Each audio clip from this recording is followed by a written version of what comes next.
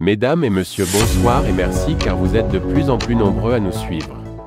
Avant de commencer, n'oubliez pas de cliquer sur le petit bouton rouge en bas de la vidéo si ce n'est pas encore fait et d'activer la cloche de notification pour ne rater aucune de nos prochaines vidéos. Commentant la tournée d'Emmanuel Macron en Afrique, la porte-parole de la diplomatie russe a jugé que Paris voulait toujours contrer l'influence de Moscou comme de Pékin, aux dépens de la souveraineté des pays africains. La porte-parole du ministère russe des Affaires étrangères Maria Zakharova a déclaré le 9 mars lors d'une conférence de presse que la France cherchait toujours à entraver l'influence russe comme chinoise sur le continent africain, malgré les affirmations de Paris concernant la fin de l'ère de la France-Afrique. Le rêve de préserver son influence exclusive en Afrique et d'en exclure les autres pays, en particulier la Russie et la Chine, est toujours d'actualité à Paris, de toute évidence, a-t-elle diagnostiqué, estimant que la France définit toujours ses pays africains préférés, et qu'elle est prête à fermer les yeux sur les coups d'État militaires et les nombreuses violations des droits de l'homme, tant qu'ils suivent aveuglément le cap défini par la France. Elle faisait ainsi référence aux propos tenus le 2 mars par le président français Emmanuel Macron, qui a déclaré lors d'une visite au Gabon que l'âge de la France-Afrique, c'est-à-dire le maintien de la tutelle informelle de Paris sur ses anciennes colonies en Afrique, était révolu.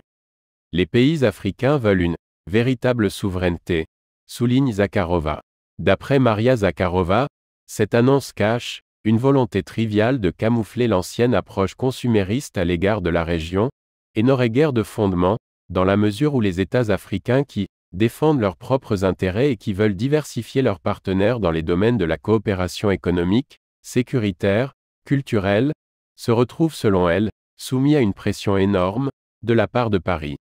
Malgré les efforts de la France, l'opinion publique africaine, la jeunesse d'aujourd'hui, et même les élites politiques de la plupart des pays africains, voient de plus en plus clairement à quel point l'attitude de Paris à l'égard de ce continent demeure contradictoire et arrogante, a-t-elle avancé.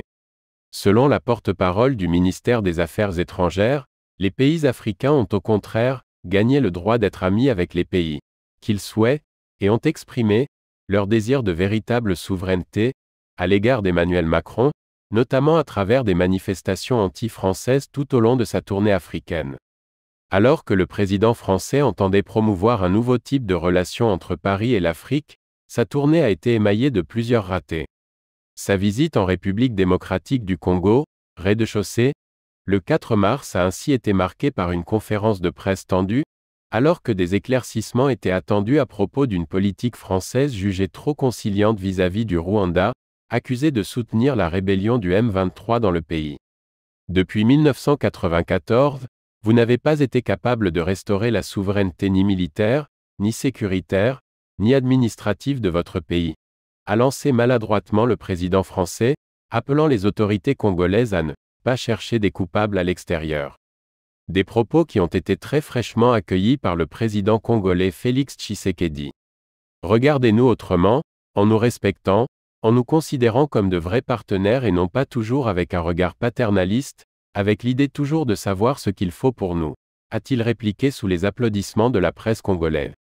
Outre le chef d'État congolais, des organisations de la société civile et des mouvements citoyens ont reproché à la France de n'avoir pris jusqu'à présent aucune sanction diplomatique et encore moins économique contre le régime de Kigali, et l'ont accusé de s'illustrer par sa politique de 2 poids 2 mesures face à des régimes autocratiques, garants de la France-Afrique, qui maintiennent leur population dans l'assujettissement.